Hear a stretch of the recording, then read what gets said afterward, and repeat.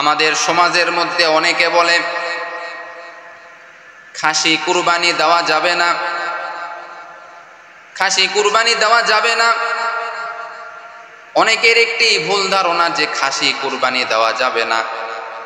আমি তাদেরকে বলতে চাই, ও আমার প্রিয় ভাইরা, আল্লাহ রসুল পয়গম্বর সাল্লাল্লাহু আলাইহি ওয়াসাল্লাম নিজেই 2টা খাসি কুরবানি দিয়েছেন, হাদিস শরীফের মধ্যে পাওয়া যায়। আল্লাহ রসুল সাল্লাল্লাহু আলাইহি ওয়াসাল্লাম নিজেই 2টা খাসি কুরবানি দিয়েছেন। এজন্য অবশ্যই খাসি কুরবানি দেওয়া যাবে, এতে কোনো সমস্যা হবে না। অনেকে যুক্তি দেখায় খাসি কুরবানি দেওয়া যাবে না, তার যুক্তি দেখায় যে খাসির অন্য কষ কাটা হয়, এজন্য খাসি কুরবানি দেওয়া যাবে না। তাকে ক্ষত করা হয় বলে তাকে কুরবানি দেওয়া যাবে না। কিন্তু অন্য কষ যদি কাটা না হয়, আপনারা জানেন পাঠা থেকে কিন্তু অনেক গন্ধ বাহির হয়, বিশ্রী একটি গন্ধ বাহির হয়। পাটার গোশত থেকেও গন্ধ বাহির হয়। যখন অন্য কষ যখন কাটা হয়ে যায়, তখন ওই খাসির মধ্যে সৌন্দর্য আরো ফিরে চলে আসে। বরং আরো আপনারা যারা ভাগে কুরবানি দিচ্ছেন, এই ভাগে কুরবানি দেওয়ার ক্ষেত্রে অনেকে কিন্তু হারাম খায়, অনেকে সুদের সঙ্গে জড়িত রয়েছে, অনেকে ঘুষের সঙ্গে জড়িত রয়েছে। তাদেরকে আমি বলতে চাই, এই ভাগে কুরবানি দেওয়ার থেকে একা একা খাসি কুরবানি দেওয়া হলো আপনার জন্য উত্তম। আপনি একা একা খাসি কুরবানি দেন, এটা আপনার জন্য আরো উত্তম। একা একা কুরবানি দেন, ওই কুরবানির জন্তুটা আপনি দীর্ঘদিন ধরে আপনি লালন পালন করেন, আরো ফজিলত পাইবেন, আপনি আরো নেকি আপনি বেশি পাইবেন। কারণ ভাগে যখন আপনি কুরবানি দিবেন, ভাগে কুরবানি দেওয়ার ক্ষেত্রে একজনের যদি নিয়ত যদি খারাপ থাকে, তাহলে আপনাদের কুরবানি কিন্তু হবে না। এজন্য কুরবানি দেওয়ার আগে নিয়তটা ভালো রাখতে হবে এবং টাকাটা হালাল হতে হবে।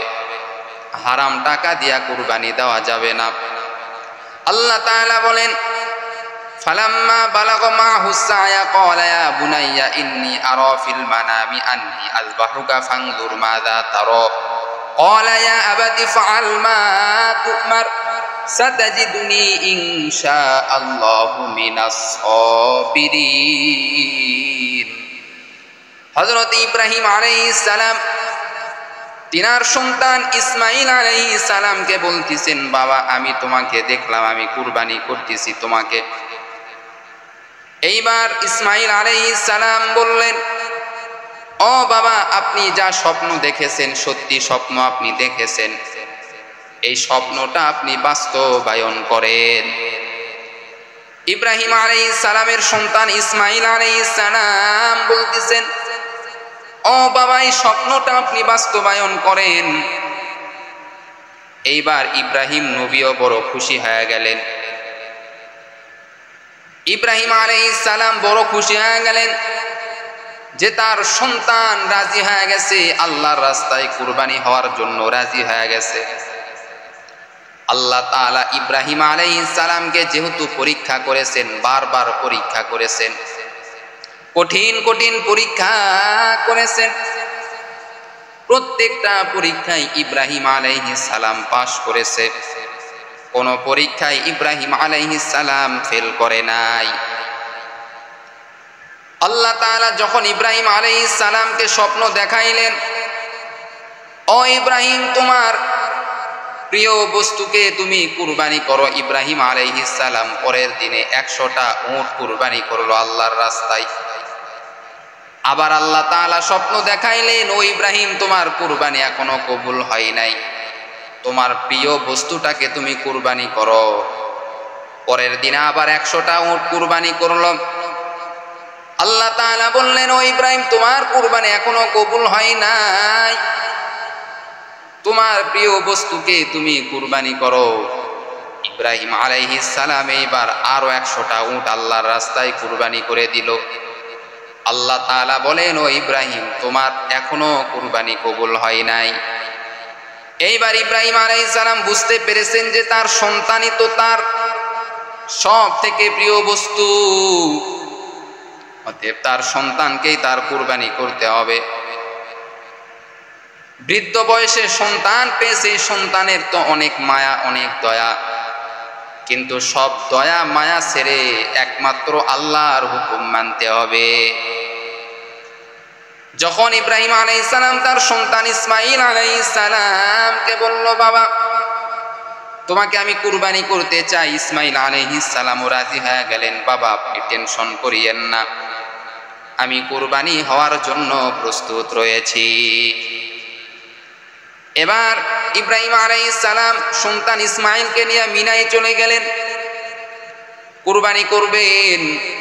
শোয়াইছেন, ছুরিও গলার মধ্যে রেখেছেন, কিন্তু আল্লাহ তাআলার কি কুদরত, আল্লাহ তাআলা তো ইব্রাহিম আলাইহিস সালামকে পরীক্ষা করতেছেন। সঙ্গে সঙ্গে জিবরাইল আলাইহিস সালামকে বললেন, ও জিবরাইল যাও, তাড়াতাড়ি যাও, আমার বন্ধু খলিল পাশ করেছে, ইব্রাহিম পাশ করেছে পরীক্ষায়, জান্নাত থেকে একটি দুম্বা নিয়ে যাও, ওই ইসমাইলের জায়গায় দুম্বাটা শোয়া দাও। আর আজকে থেকে আমি আল্লাহ বলে দিলাম, আজকে থেকে আমি আল্লাহ বলে দিলাম, ইব্রাহিম আলাইহিস সালাম পরীক্ষায় যে পাশ করেছে, আজকে থেকে আর মানুষ কুরবানি করার প্রয়োজন নাই। আজকে থেকে এই জন্তু কুরবানি করলেই আমি আল্লাহ কুরবানি কবুল করে নিব। আজকে থেকে আর ইব্রাহিম আলাইহিস সালাম যে পরীক্ষায় পাশ করেছে, আমি আল্লাহ বড় খুশি হয়েছি। জিবরাইল যাও বলে দাও, আজকে থেকে আর মানুষ কুরবানির কোনো প্রয়োজন নাই। আজকে থেকে পশু জন্তু কুরবানি করলেই আল্লাহ পাক রব্বুল আলামিন কুরবানির নেকি তারা আমল নামায় দিয়া দিবে।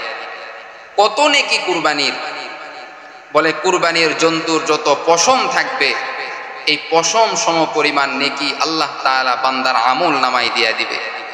সুবহানাল্লাহ। তবে কুরবানিটা হতে হবে একমাত্র আল্লাহর জন্য। গোশত খাওয়ার নিয়ত করলে কুরবানি কবুল হবে না। নিয়তটা থাকতে হবে একমাত্র আল্লাহকে রাজি খুশি করার জন্য। যেই বান্দার নিয়ত থাকবে আল্লাহকে রাজি খুশি করার জন্য, তাহলেই কেবলমাত্র তার কুরবানি কবুল হবে।